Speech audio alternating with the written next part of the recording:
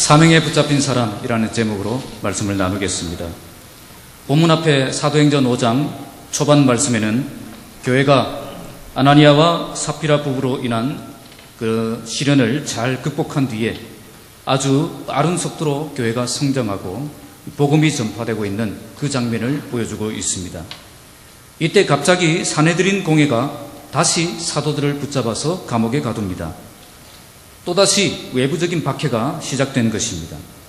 내부적인 문제가 해결되고 이제야 좀 교회가 든든하게 세워져 간다고 생각될 때에 또 외부적인 박해가 시작된 것입니다.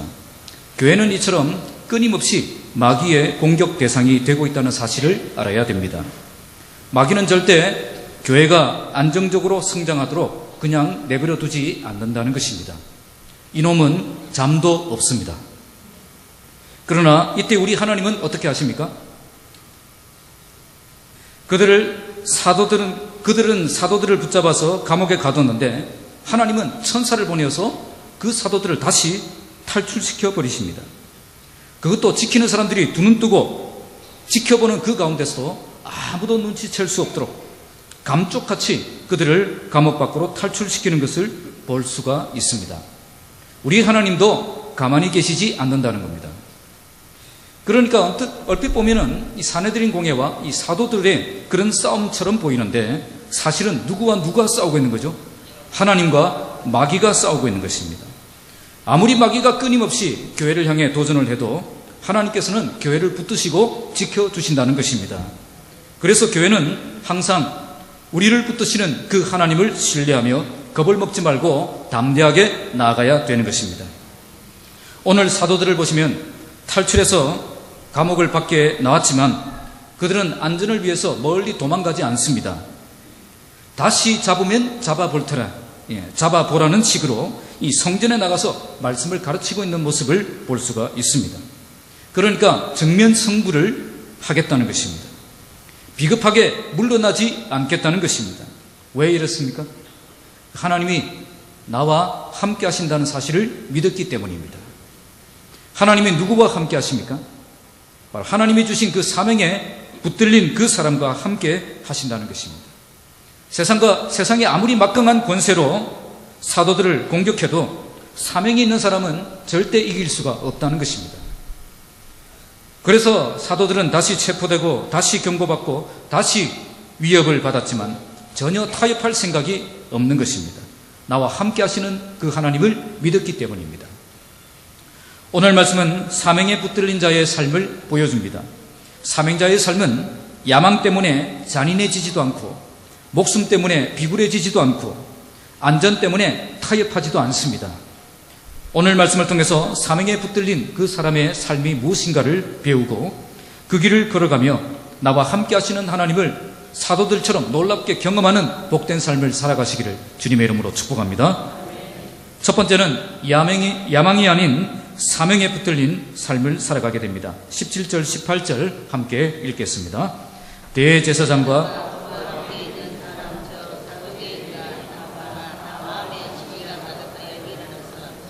사도들을 잡아다가 옥에 가두었더니 본문 앞에 사도들을 통해서 민간의 표적과 기사가 많이 일어났다고 말씀합니다. 그래서 수많은 병든 사람들과 귀신 들린 사람들이 나와서 나음을 얻었다고 말씀합니다. 이런 역사가 마귀의 역사겠습니까? 성령의 역사겠습니까? 이건 누가 봐도 하나님의 역사인 것입니다. 그런데 이런 역사가 일어났는데 싫어하는 사람들이 있었습니다. 누구일까요? 교권을 쥐고 있는 사람들입니다.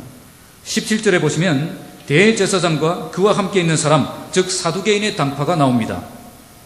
이들은 당시 교권을 쥐고 있었고 자유주의적인 신학을 가지고 있었습니다. 기적을 믿지 않습니다. 종교적인 권세뿐 아니라 정치적인 권세도 함께 쥐고 있는 사람들이었습니다. 이런 사람들이 다 어떻게 되었다고 말씀하고 있죠? 마음의 시기가 가득했다고 말씀합니다. 왜 시기가 가득했을까요?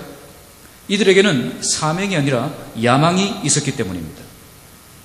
야망이 있는 사람은 하나님의 놀라운 역사가 일어났다는 것이 중요하지 않습니다. 그들에게 중요한 것은 그 놀라운 일이 나를 통해 일어나야 되는 것입니다. 아무리 하나님의 놀라운 역사가 일어났다고 해도 그 역사가 나를 통해 일어나지 않았다면 다른 사람들을 통해 일어났다면 그것을 못 받아들입니다. 내가 주목받고 내가 드러나고 내가 인정받아야 되는데 다른 사람이 인정받고 다른 사람이 존경받고 다른 사람이 주목받으면 그것을 못 참아내는 것입니다. 그래서 시기하는 거죠. 그러면서도 그럴듯하게 변명합니다. 그들은 정치적인 지도자였기 때문에 밀란이 일어나고 정치적인 혼란이 일어나는 것을 막기 위해서 이러고 있다라고 변명할 것입니다. 내가 이렇게 하는 것은 다 교회를 위한 것이고 진리를 위한 것이고 하나님의 나라를 위한 것이다. 그렇게 변명할 것입니다. 그러나 성경은 그들의 속마음을 그대로 노출시키고 있습니다. 그들은 하나님의 영광을 위해서 이러고 있는 것이 아니라 이렇게 사도들을 잡아 감옥에 가둔 진짜 이유가 바로 그들의 시기심 때문이었다는 것입니다. 그들의 독한 시기심이 사도들을 잡아 감옥에 가두는 그런 짓을 하게 만든 것입니다. 그러나 정말 하나님의 영광을 위한 목적을 가진 사람들은 절대 교회 안에서 거짓되고 비열하고 과격한 방법을 쓰지 않습니다. 시기와 질투에 사로잡힌 사람들이 공격적으로 변하고 무섭게 변하고 날카로워지는 것입니다. 정말 복음과 하나님의 영광을 위해서 일하는 사람은 절대 교회 안에서 이렇게 행동하지 않습니다. 정말 하나님이 주신 사명을 붙잡고 살아가는 사람들은 오직 하나님만 신뢰하며 하나님만 의지하며 하나님의 방법만 고집하며 그렇게 나아가게 되어 있습니다. 인간이 과격해지고 잔인해지고 아나무인격으로 변하게 되는 것은 그들에게 사명이 있기 때문이 아니라 야망이 있기 때문에 그런 것입니다. 하나님이 주신 사명이 아닌 인간의 야망에 사로잡힌 사람들은 절대 바른 방법을 쓰지 않습니다. 하나님이 나와 함께 하셔서 이 모든 일을 이루실 것이라는 그 믿음이 없기 때문에 내가 나서야 되고 내가 또 이렇게 성공을 위해서라면 인간적인 방법도 동원하고 편법도 사용하고 잘못된 길도 그냥 걸어갈 수 있는 겁니다. 그런데 이때 하나님은 어떻게 하십니까? 19절 말씀입니다. 시작. 주의 사자가 밤에 옥문을 열고 끌어내어 이르되, 헬라어 원문은 그러나로 시작합니다. 그러나 그들이 정치적인 권세를 가지고 있었기 때문에 사도들을 붙잡아서 감옥에 가둘 수는 있었습니다. 그러나 그런 행동을 우리 하나님께서는 그냥 놔두지 않으셨다는 겁니다. 주의 사자들을 보내셔서 밤에 옥문을 열고 사도들을 끌어내어서 계속 하나님의 말씀을 백성에게 다 전하라고 이렇게 지시합니다. 자, 이것은 무엇을 보여줍니까? 하나님은 야망을 가진 자와 함께하지 않으시고 사명을 가진 자와 함께하신다는 것을 보여주신 것입니다. 끝까지 하나님만 신뢰하며 하나님만 의지하며 하나님의 방법만 고집하며 바른 길을 걸어가는 그 사람과 함께 하신다는 것을 보여주신 것입니다. 어떻게 보면 끝까지 하나님의 방법만 고집하는 것은 미련하고 나약하게 보입니다. 이런 식으로 나아가서는 절대 성공할 수 없다라고만 생각하게 됩니다. 그러나 우리가 알아야 될 것은 하나님은 사명을 가진 자와 함께 하시고 그 어떤 위기의 순간에도 거뜬히 이겨낼 수 있도록 도와주시는 분이시라는 사실입니다. 당시 교권을 가진 대제사장 세력들은 자기에게 힘과 권세가 있었기 때문에 사도들을 붙잡아서 감옥에 가두고 문을 닫아 버렸습니다. 하지만 그들이 아무리 단단하게 결박하고 길을 막고 문을 닫아 버려도 우리 하나님께서 그 문을 여시고 길을 열어주시면 아무도 막을 사람이 없다는 겁니다. 이처럼 우리가 믿는 하나님은 능력의 하나님, 전능하신 하나님, 기적의 하나님이십니다. 기독교는 기적을 경험할 수 있는 종교입니다. 언제 이런 기적을 경험하게 됩니까? 하나님의 종들이 자기 힘으로 감당할 수 없는 어려운 위기가 닥쳤을 때에 그때가 바로 하나님의 기적이 일어나는 때인 것입니다.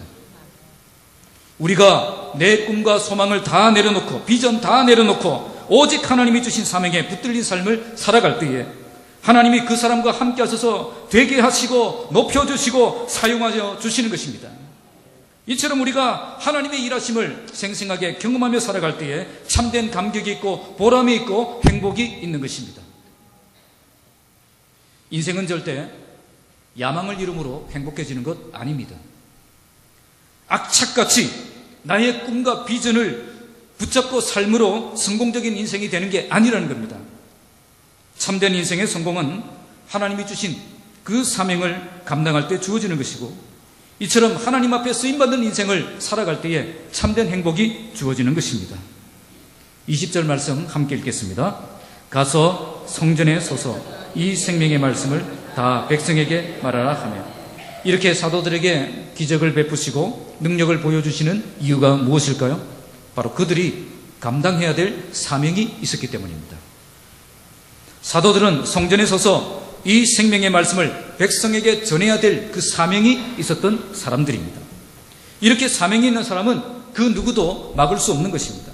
왜냐하면 우리 하나님께서는 사명이 있는 자들이 그들의 사명을 다 감당할 때까지 확실하게 지켜주시고 보호해주시고 인도해 주실 것이기 때문입니다.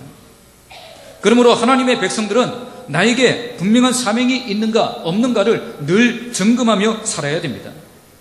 하나님의 기적과 능력은 바로 이것 때문에 일어나기 때문입니다. 정말 나에게 하나님이 주신 분명한 사명이 있다면 그 어떤 어려움 속에서도 내가 이 사명 다 완수할 때까지 하나님께서 분명히 지켜주실 것을 믿고 확신하며 더욱 담대하게 사명을 감당하는 그런 삶을 살아야 되는 것입니다. 오래오래 건강하게 사는 것이 중요한 것이 아니라 사명을 제대로 감당하며 사는 것이 중요한 것입니다. 야망과 비전, 욕심을 따라 살아가지 마시고 사명과 비전을 따라 살아가시기 바랍니다. 사명과 비전을 따라 살아가는 사람들은 절대 환경 때문에, 사람 때문에, 조건 때문에 주저앉지 않습니다.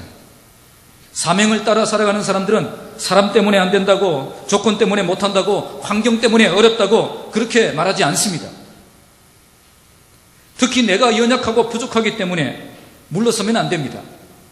왜냐하면 하나님께서 여러분들을 부르시고 사용하시는 그 순간, 그때부터 여러분들은 확실히 달라질 것이기 때문입니다. 겁쟁이 기드온이 강력한 용사로 바뀌었고요. 인생을 포기했던 모세도 위대한 이스라엘의 리더가 되었고요. 시골 어부 베드로도 초대교회의 위대한 사도로 변화되었습니다. 이 사람들은 다 처음에는 부족하고 연약해서 리더의 자격이 없다라고만 생각할 수밖에 없는 그런 사람들이었습니다. 그런데 이런 사람들을 하나님이 부르시고 사명을 주시고 붙들고 사용하셨습니다. 그때부터 그들은 완전히 달라진 것입니다. 이전에 약하고 무능한 그런 존재가 아닌 하나님의 능력에 붙들려 놀랍게 쓰임받는 그런 위대한 존재가 된 것입니다. 우리도 부족하고 연약하지만 하나님의 부르심에 순종해서 믿음의 발걸음을 내딛으면 그때부터 우리도 이전의 연약함을 극복하고 확실히 달라진 강력한 하나님의 사람으로 쓰임받는 삶을 살아갈 수 있을 것입니다. 우리가 사명에 붙들려 살아가면 그때부터 하나님이 우리와 함께 하시기 때문입니다.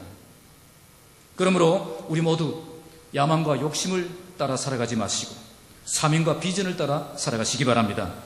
하나님은 야망을 가진 자와 함께 하시는 것이 아니라 사명을 가진 자와 함께 하십니다. 오직 사명에 붙들린 삶을 통해서 하나님이 함께 하시는 능력을 경험하고 보람과 감격과 기쁨, 행복이 넘치는 복된 삶을 살아가시기를 주님의 이름으로 축복합니다. 두 번째는 21절에서 26절까지 목숨이 아닌 사명에 붙들린 사람을 살게 됩니다. 21절 말씀 함께 읽겠습니다. 그들이 듣고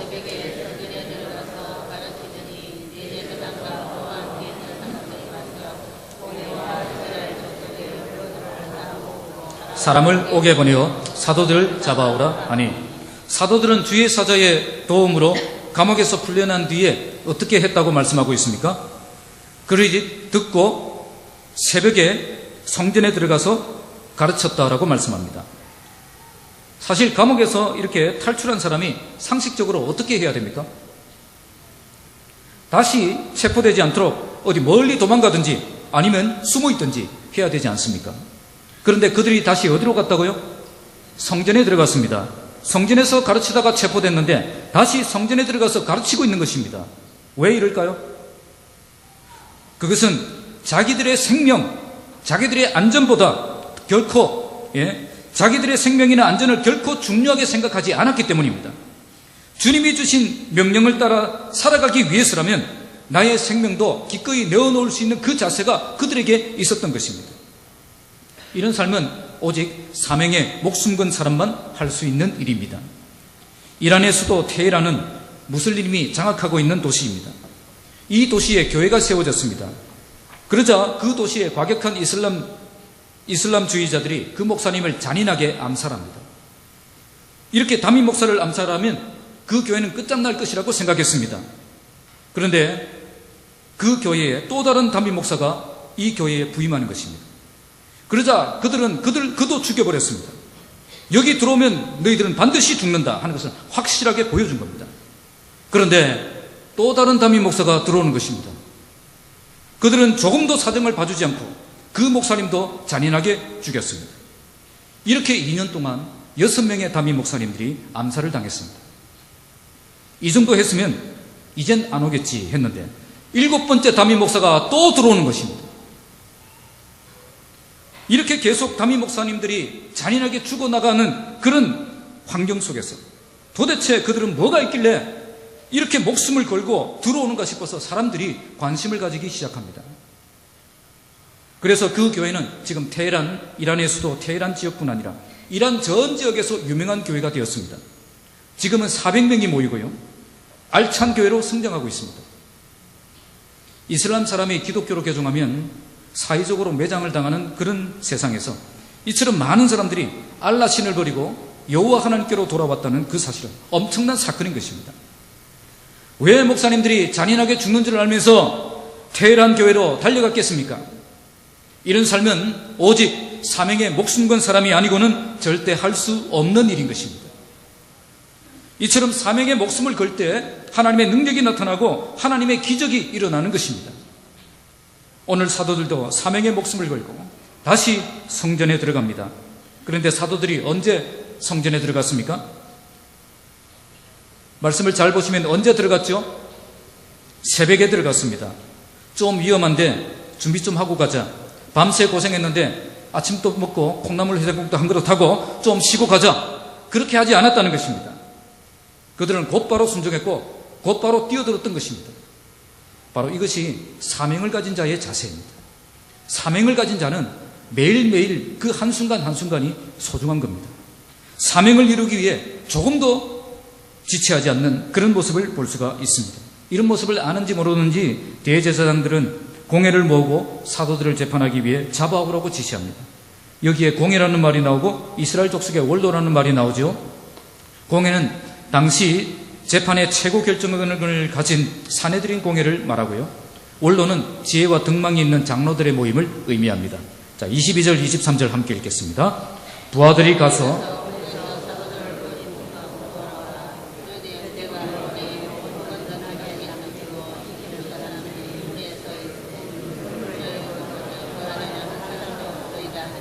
그들의 지시를 따라 부하들이 감옥에 갔는데 그들은 사도를 보지 못합니다. 그들의 보고는 감옥은 든든하게 잠겨있고 지키는 사람도 문 앞에 서 있는데 문을 열고 보니까 그 안에는 한 사람도 없다라는 것입니다. 그러니까 지키는 사람들도 모를 정도로 초자연적인 방법으로 하나님께서 사도들을 구출해 주셨던 것입니다. 믿음의 세계는 우리가 이해할 수 있는 세계도 있지만 우리가 이해할 수 없는 세계도 있습니다. 영적인 세계는 우리가 설명할 수 없는 그런 사건들도 일어난다는 것입니다. 사람들은 설명할 수 있는 사건만 믿으려고 합니다. 그러나 살아계신 하나님을 믿는 사람은 설명할 수 없는 놀라운 기적이 일어날 수 있음을 믿고 살아야 되는 것입니다. 성경에는 이런 초자연적인 역사로 가득 차 있습니다. 성경을 통해 이런 초자연적인 역사를 우리에게 말씀해 주시는 것은 우리 하나님께 이런 능력이 있다는 것을 우리에게 보여주는 것입니다. 지금도 믿는 자들을 통해서 놀라운 기적을 행할 수 있는 분이 바로 우리가 믿는 하나님이시라는 사실을 우리에게 보여주고 계시는 것입니다. 오늘 저와 여러분들이 이런 하나님을 풍성하게 경험하며 살아가시길 바랍니다. 그러기 위해서 우리가 무엇을 붙잡고 살아야 되겠습니까? 나의 야망과 욕심이 아닌 하나님이 주신 사명을 붙잡고 살아야 되는 것입니다. 나의 꿈과 소망도 다 내려놓고 오직 사명에 붙들려 살아갈 때에 하나님이 함께 하시는 그 삶을 살아갈 수 있는 것입니다. 24절 말씀 함께 읽겠습니다. 성전 맡은 자와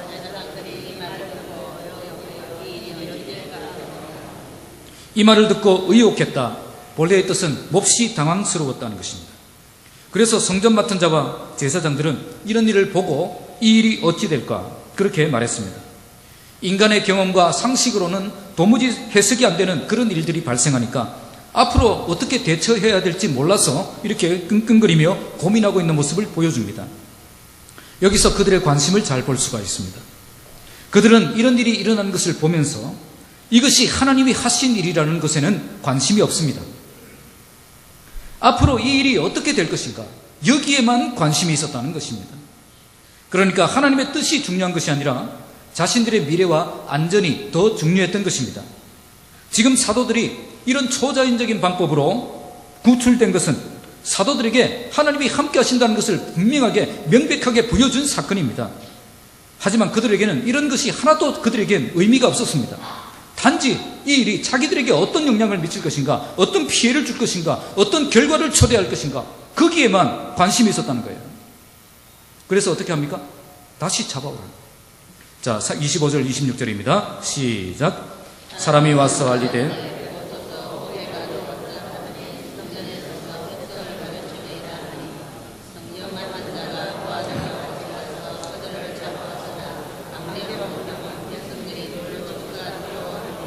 그때 그들은 옥에 가두었던 사도들이 성전에 서서 백성들을 가르치고 있다는 보고를 받습니다. 그러자 그들은 부하들과 같이 가서 이제는 직접 자기들이 앞장서서 그들을 다시 잡아왔습니다. 그러나 강제로는 못했습니다. 왜냐? 백성들이 돌로 칠까 두려워했기 때문이라고 말씀합니다. 그들은 잠시 당황이 되었지만 다시 사도들을 잡아 집어넣어야 되겠다, 그렇게 생각을 했던 것입니다. 왜 그랬을까요? 하나님의 능력을 보지 못했기 때문에 그랬습니까? 아닙니다. 하나님의 능력은 분명히 보았지만 그들의 마음이 완악해져 있기 때문에 이런 짓을 하게 되는 것입니다. 하나님이 이것을 싫어하신다는 것 분명히 알면서도 그렇게 할 수밖에 없는 거예요. 자, 이것이 뭐냐면 브레이크가 고장난 차와 같은 것입니다. 여러분 혹시 브레이크가 고장난 차를 한번 몰아보신 적 있습니까? 브레이크를 밟았는데 브레이크가 갑자기 탁 부러지는 거예요. 그러면 어떻게 됩니까? 제가 어떤 글을 보니까 실제로 그런 일이 있었더라고요. 17년 된 차를 찾고 친구들도 같이 샀는데 브레이크가 밟았는데 브레이크가 부러진 거예요. 브레이크를 이제 밟을 수가 없습니다. 그래서 그때 어떻게 했느냐면 차에 자기도 그러고 차에 탄 모든 친구들도 고개를 다 빼고요. 브레이크 고장 났어요. 다 비키라고 막 그렇게 하면서 그렇게 달려가는 그 글을 제가 읽은 적이 있습니다. 브레이크가 고장 났다. 여러분, 이제는 중단하고 싶어서 브레이크를 밟아야 되겠다, 그렇게 브레이크를 밟아보는데 이미 브레이크가 고장나 있기 때문에 이제는 브레이크를 밟아도 차가 멈추지 않는 거예요. 그래서 자기도 계속 모르게 이렇게 그런 짓을 하고 있는 것입니다. 아직은 자기가 더 힘이 있다, 그렇게 생각하기 때문에 이렇게 하고 있는 것입니다. 그런데 결과는 어떻게 되었습니까? 지금 백성들의 눈치를 누가 보고 있죠? 사도들입니까? 대제사장들입니까? 그들이 백성들이 돌로 칠까 두려워하고 있는 그 모습을 볼 수가 있습니다. 백성들 앞에서 실제 권위는 사도들이 높여지고 있었고 대제사장의 무리는 백성들의 눈치를 보는 신세가 되었습니다. 영적인 권위는 하나님이 세워주시는 것입니다. 그걸 힘으로 누른다고 없어지는 것 아닙니다. 도리어 이런 짓을 행하던 교권주의자, 그들의 권위가 땅바닥에 떨어지는 것을 보여줍니다. 하나님의 일을 위해서 목숨을 바친 사람들의 권위는 하나님이 세워주시고 시기심으로 방해하는 사람들의 권위는 낮추시는 것을 볼 수가 있습니다.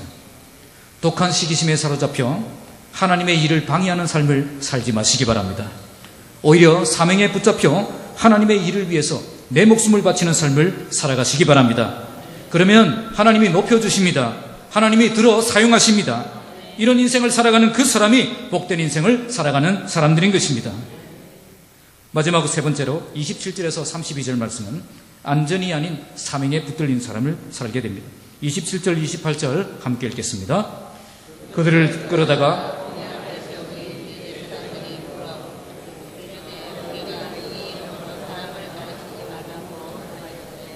너희가 너희 가르침을 예루살렘에 가득하게 하니 이 사람의 피를 우리에게로 돌리고자 함이로다. 사도들은 다시 공회 앞에 끌려가서 재판을 받게 됩니다. 대제사장들이 사도들에게 질문합니다. 우리가 이 이름으로 사람을 가르치지 말라고 언금하였는데 너희가 너희 가르침을 예루살렘에 가득하게 하니 이 사람의 피를 우리에게 돌리고자 하는 것 아니냐. 먼저 사도들은 철저하게 이 이름으로 사역했다는 것을 그들의 말을 통해서 알 수가 있습니다. 이 이름은 누구의 이름이죠? 예수의 이름입니다. 사도들의 모든 기적도 예수의 이름으로 행해졌고 사도들의 모든 가르침도 예수의 이름으로 행해졌다는 것입니다. 사도들은 자기 이름을 드러내지 않고 오직 예수의 이름을 드러내며 하나님의 일을 감당했던 것입니다. 이걸 그들이 너무 잘 알고 있었던 거죠. 하지만 그들은 해석을 다르게 했습니다. 어떻게 해석하고 있죠? 이 사람의 피를 우리에게로 돌리고자 함이로다. 이게 무슨 말이죠? 예수님의 그 십자가 죽음의 책임을 우리에게 돌리기 위해서 지금 이 사람의 이름을 계속 선포하고 이 사람의 이름으로 이런 기적을 행하고 있는 것 아니냐는 겁니다. 지금 이 사람들이 이런 말을 하는 이유가 있습니다. 예수님을 십자가에 못 박기 전에 본디오 빌라도는 예수님을 무죄로 풀어주려고 했습니다. 하지만 워낙 유대인들이 그렇게 반대를 하니까 본디오 빌라도는 물을 가져다가 그 무리들 앞에 손을 씻으며 이 사람의 피에 대하여 나는 깨끗하니 너희가 당하라, 그렇게 말합니다. 그때 빌라도의 빠른 결단을 촉구하면서 그들이 했던 말, 그것이 뭐냐? 그 피를 우리와 우리 자손에게 돌릴지어다. 그러니까 지금 그들이 이 말을 하고 있는 것은 도둑이 제발 저리는 그런 말이었던 거예요. 그들도 그 피에 대한 책임감을 그들이 느끼고 있었다는 겁니다. 그러나 똑같은 사건을 보면서 이렇게 생각하는 것이 다른 것을 볼 수가 있습니다. 예수의 이름으로 기적이 일어나고 예수의 이름으로 복음이 선포되는 것을 보면서 하나님께서 하시는 그 일은 보지 못하고 도리어 이걸 통해서 자기들에게 어떤 피해가 생길 것인가, 그것만 생각하고 있는, 그것을 막을 궁리만 하고 있는 그런 모습을 볼 수가 있습니다. 아무리 하나님의 놀라운 기적이 일어난다고 해도 나에게 별로 도움이 되지 않는 일이라면 다 필요 없다는 겁니다. 아무리 하나님의 역사가 일어난다고 해도 나에게 피해가 생긴다면 도리어 방해질을 하고 해코지를 하겠다는 그런 마인드를 가진 자가 교훈을 치고 있었다는 겁니다. 29절 말씀 함께 읽겠습니다. 시작. 베드로와 사도들이 이런 자들 앞에서 베드로가 뭐라고 대답합니까? 사람보다 하나님께 순종하는 것이 마땅하니라. 이게 무슨 말이죠? 그들이 가진 권위를 하나님이 주신 권위로 인정하겠다는 것입니까? 못하겠다는 것입니까? 못하겠다는 거죠. 그들이 내린 명령과 지시는 하나님께서 내리신 명령이 아니라는 겁니다. 나는 거기에 순종하지 않겠다는 것입니다. 오늘도 우리에게는 두 가지 권세가 있습니다. 하나는 하나님이 세우신 권세이고 하나는 하나님을 대적하는 권세입니다. 우리는 하나님이 세우신 권세에는 복종해야 되지만 하나님을 대적하는 권세에는 대항할 수 있어야 됩니다. 오늘 말씀처럼 사람보다 하나님께 순종하는 것이 마땅하다고 선포하며 살아야 되는 것입니다. 왜 그렇습니까? 우리는 이 땅에 발을 붙이고 살고 있지만 하나님의 나라 백성으로서 살아야 될 하나님의 백성이기 때문에 그런 것입니다. 이 땅이 전부가 아니라 하나님의 나라를 세우는 삶을 살아야 할 하나님 나라의 시민권을 가진 백성이기 때문인 것입니다. 그래서 악한 권세에는 굴복할 수 없다고 단호하게 선포하며 살아야 되는 것입니다. 아마 사도들이 유대교 지도자들이나 로마 제국의 그 권세를 두려워해서 복음을 전하지 말라는 그 명령에 굴복했다면 기독교는 초기에 사멸했을 것입니다. 초대교회 성도들이 그 권세자들 앞에서 조금도 타협하지 않고 하나님의 명령에 순종하여 생명을 걸고 복음을 전하는 그 일을 했기 때문에 오늘까지 하나님의 교회가 살아있을 수 있었던 것입니다. 30절 31절 말씀 함께 읽겠습니다. 시작. 너희가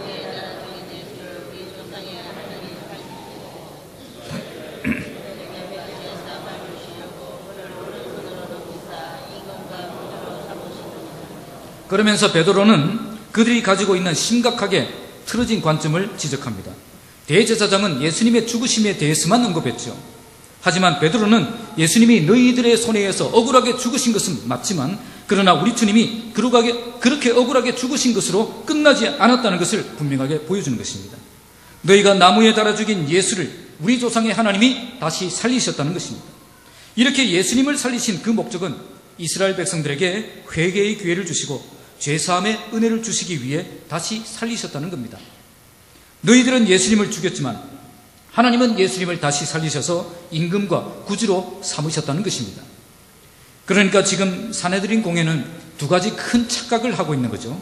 첫째는 예수님을 죽은 예수로만 생각하고 있는 것입니다. 그래서 이 사람의 피라는 말을 사용했습니다.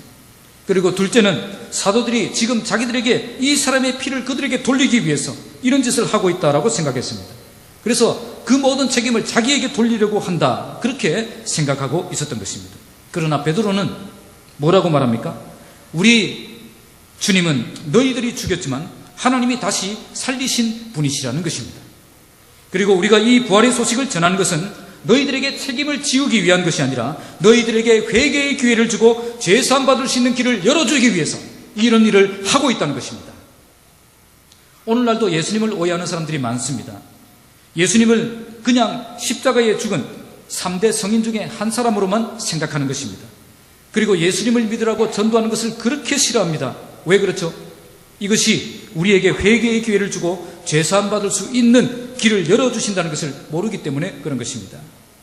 하지만 우리는 부활하신 주님이 우리의 임금과 구주가 되심을 믿고 살아야 될 것입니다. 본문에 우리 하나님께서 부활하신 예수님을 우리의 왕이 되게 하시고 우리의 구주가 되게 하셨다고 말씀합니다. 왜 이렇게 하셨죠? 우리에게 회개의 기회를 주고 죄사함 받을 수 있는 길을 열어주시기 위함이라고 말씀합니다. 이것은 부활하신 주님이 우리의 왕이 되시고 우리의 구주가 되심을 믿는 자들에게 회개의 기회를 주시고 죄사함 받을 수 있는 길을 열어주신다는 것을 우리에게 말씀하고 있는 것입니다. 누구든지 부활의 주님을 나의 왕으로 나의 구주로 믿는 자들은 하나님께서 은혜를 베풀어 주셔서 그를 구원해 주신다는 것입니다. 32절 말씀 마지막으로 함께 읽겠습니다. 시작.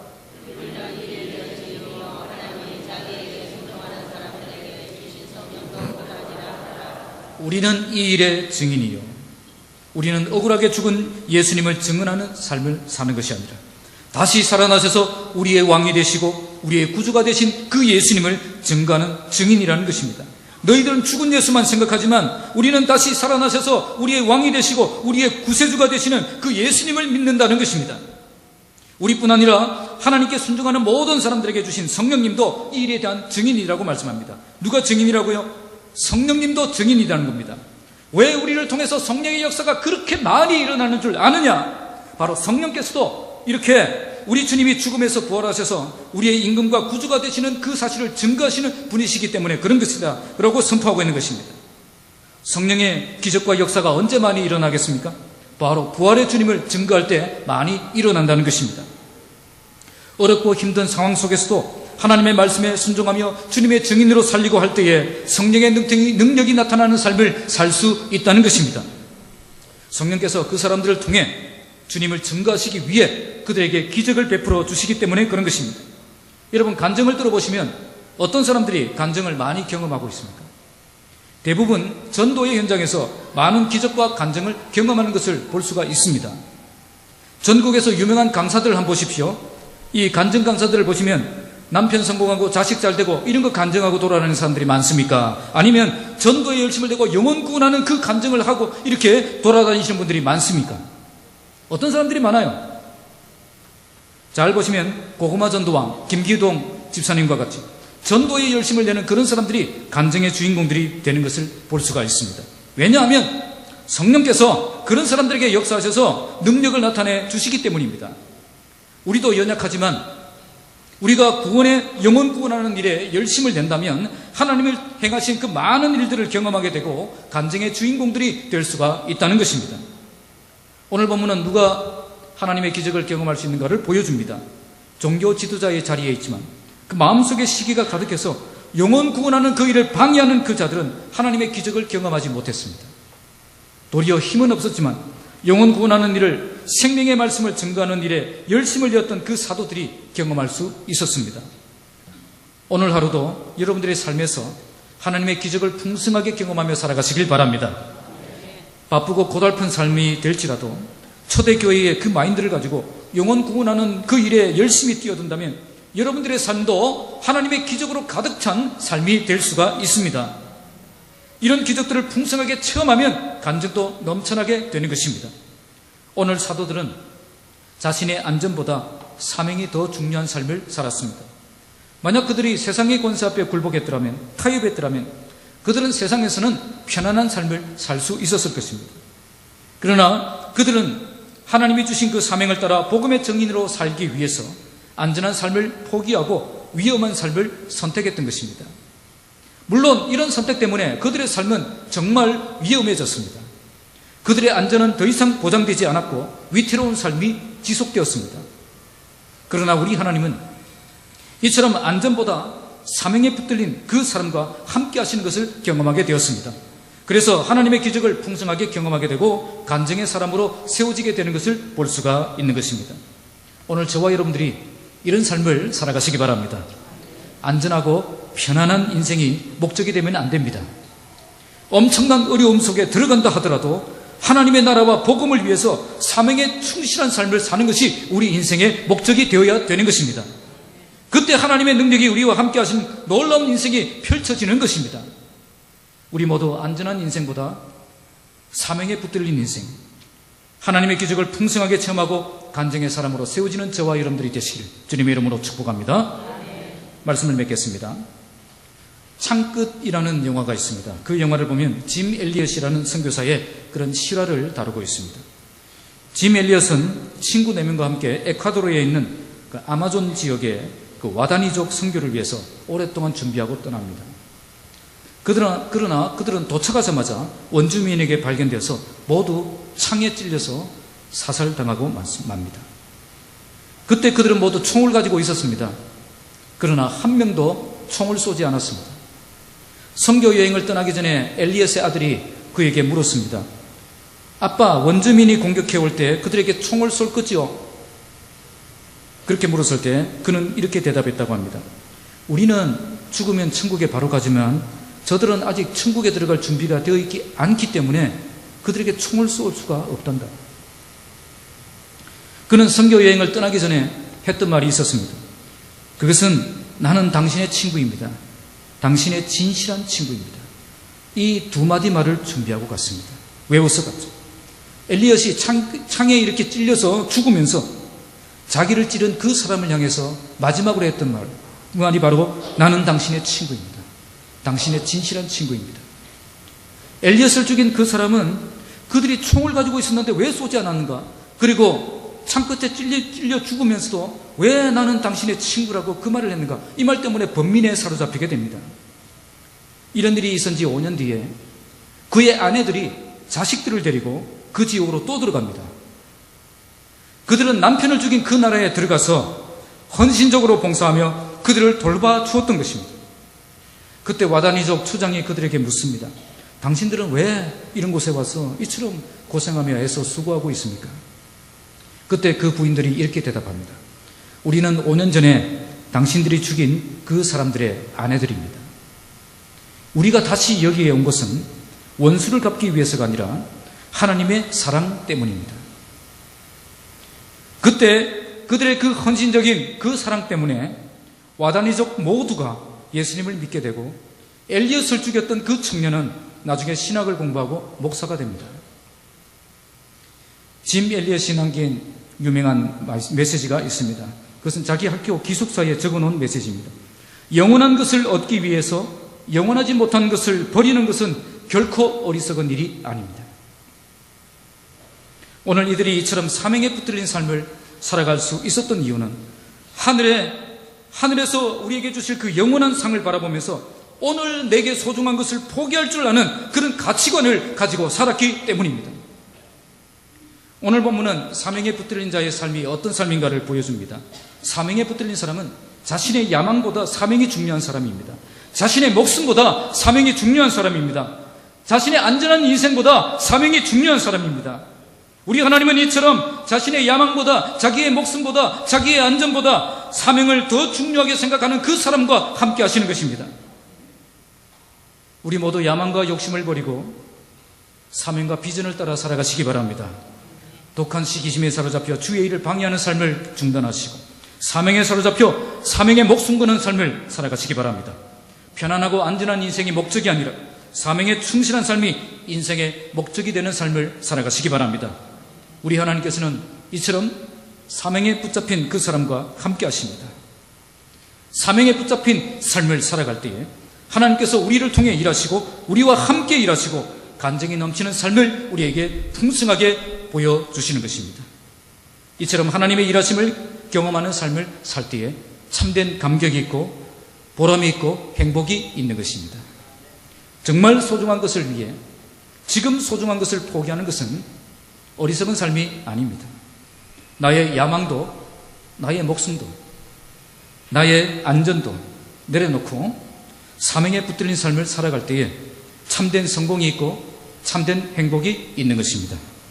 오늘도 사명에 붙들린 삶을 통해서 하나님이 나와 함께 하시는 능력을 경험하고 보람과 감격과 행복 넘치는 복된 삶을 살아가시기를 주님의 이름으로 축복합니다. 기도하겠습니다.